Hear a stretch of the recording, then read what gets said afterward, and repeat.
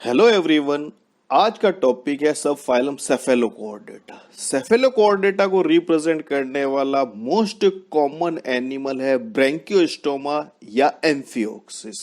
Cephalochordata जीव अधिकांशतः समुद्री जल में फिक्स्ड और समुद्री तल में दबे हुए पाए जाते हैं। इनका केवल अग्र छोर, जिसको स्नाउट कहा जाता है, बाहर की ओर निकला हुआ होता है। सभी सेफेलोकॉर्डेटा के जीव 10 सेंटीमीटर से अधिक लंबाई में बड़े नहीं होते हैं। इनका शरीर विखंडित, पारदर्शी तथा सिर का अभाव पाया जाता है। शरीर को रिप्रेजेंट करने वाली संरचना में धड़ और दुम या टेल या पूंछ पाई जाती है।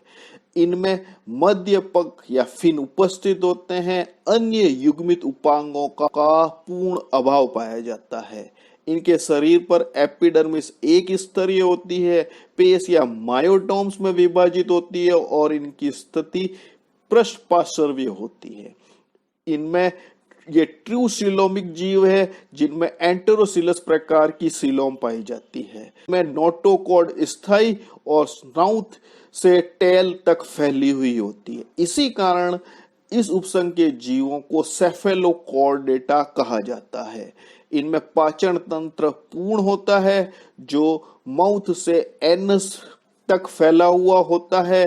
इनकी ग्रसनी पर क्लोम छिद्र पाए जाते हैं, यानी इनमें लेटरल फेरिंजियल गिल्स पाए जाते हैं, जो कि कॉर्डेटा का one of the basic character है।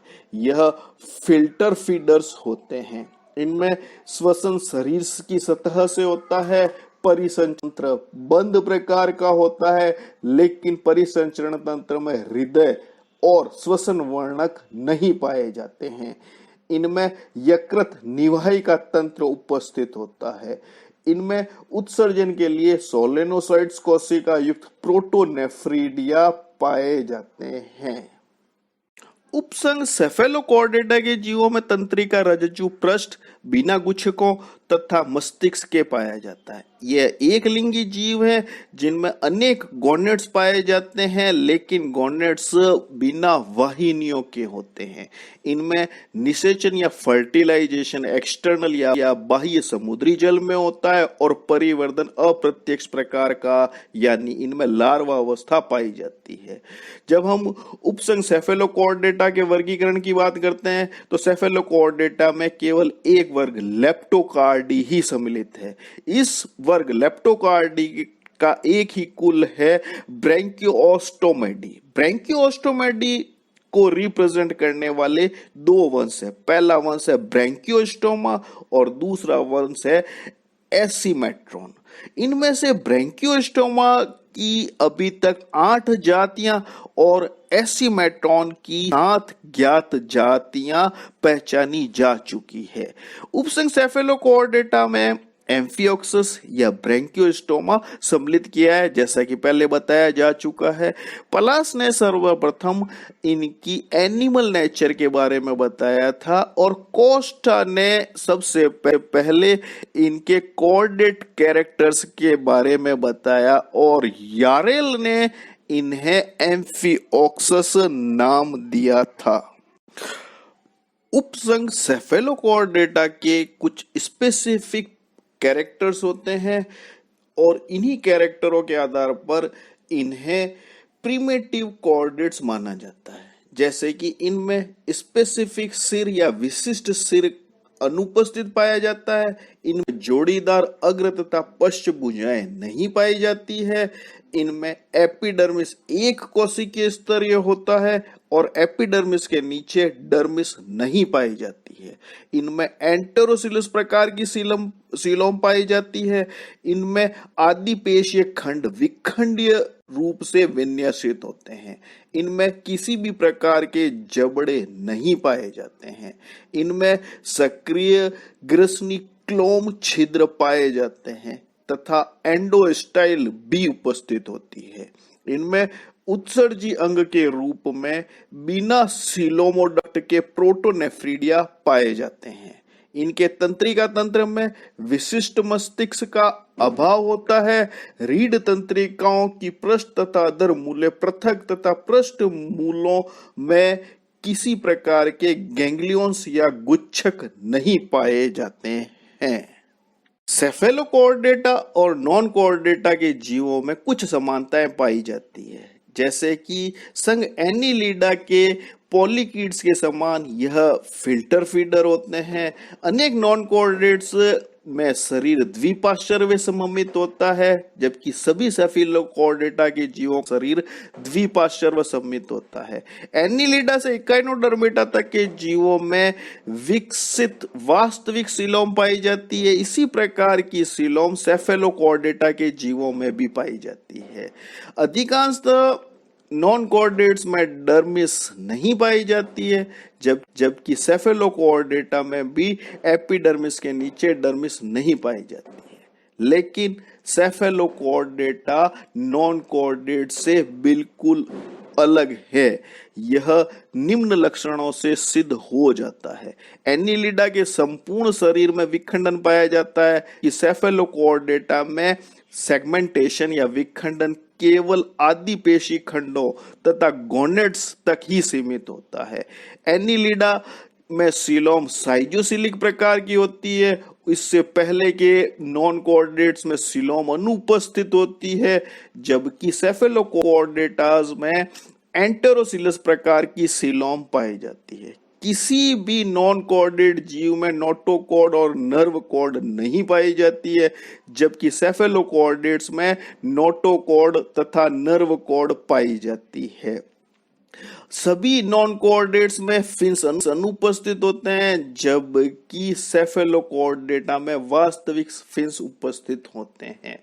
अधिकांश नॉन कॉर्डेट्स में यकृत निवाही का तंत्र नहीं पाया जाता है, जबकि सेफेलोकॉर्डेटा के जीवों में यकृत निवाही का तंत्र उपस्थित होता है। जब हम उपसंघ हेमिकॉर्डेटा और सेफेलोकॉर्डेटा की कंपैरेटिव स्टडी करते हैं तो इन दोनों ही उपसंघों के जीवों में निम्न समानताएं पाई जाती है। दोनों के जीवों में ग्रसनी क्षेत्र में क्लोम छिद्र तथा क्लोम दंड पाया जाता है। दोनों ही उपसंघों के जीव फिल्टर फीडर होते हैं। दोनों के जीवों में एंटेरोसिलस प्रकार की सीलोम पाई जाती है।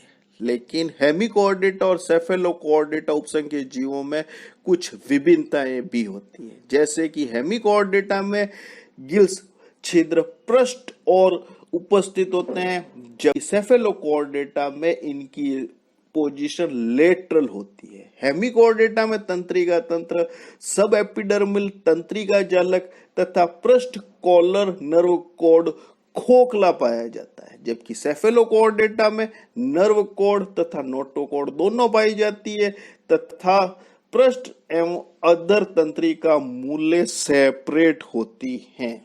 जब हम उपसंघ सेफेलोकॉर्डेटा और उपसंघ यूरोकॉर्डेटा में समानता की बात करते हैं तो इनको रिप्रेजेंट करने वाले जीवों, जैसे सेफेलोकॉर्डेटा को रिप्रेजेंट करने वाले ब्रैंकियोस्टोमा तथा यूरोकॉर्डेटा को रिप्रेजेंट करने वाले हर्डमानिया के आधार पर निम्न समानताएं पाई जाती है। दोनों ही जीवों में प्राथमिक प्रकार का सीलियरी पोषण पाया जाता है और ग्रसनी गिल्स श्वसन में सहायक होते हैं। दोनों ही जीवों में एंडोस्टाइल उपस्थित होती है और पेरिफेरेंजियल गिल स्लिट युक्त फेरिंग्स रीजन में उपस्थित होते हैं। दोनों ही जीवों में अप्रत्यक्ष प्रकार का परिवर्तन पाया जाता है और परिवर्तन की अवस्थाओं में पूर्ण बंजी विदलन तथा इनवेजिनेशन या अंतर्वलन द्वारा गैस्ट्रुलेशन अवस्था संपन्न होती है। एसिडियन लार्वा तथा यूरोकॉर्डेट वयस्क दोनों में नोटोकॉर्ड के ऊपर की तरफ खोखली पृष्ठ तंत्रिका रज्जु तथा पीछे की तरफ पोस्ट एनल पूंछ उपस्थित होती है। लेकिन सेफेलोकॉर्डेटा और यूरोकॉर्डेटा के जीवों में व्यापक असमानताएं या विभिन्नताएं होती है। यूरोकॉर्डेटा में शरीर ट्यूनिसिन के आवरण से ढका हुआ होता है, जबकि सेफेलोकॉर्डेटा के जीवों में एपिडर्मिस के ठीक बाहर की तरफ कोई भी संरचना उपस्थित नहीं होती है। यूरोकोर्डेटा के वयस्क में नोटोकॉर्ड और खोखली तंत्रिका रज्जु अनुपस्थित हो, जबकि सेफेलोकॉर्डेटा के वयस्क में यह दोनों संरचनाएं पाई जाती है। यूरोकोर्डेटा में रेट्रोग्रेसिव मेटामॉर्फिज्म पाया जाता है, अर्थात अधिक विकसित लार्वा अवस्था कम विकसित वयस्क में परिवर्तित होती है, जबकि सेफेलोकॉर्डेटा में प्रोग्रेसिव मेटामॉर्फिज्म पाया जाता है, जिसमें अल्प विकसित लार्वा अवस्था अधिक विकसित वयस्क में परिवर्तित होती है।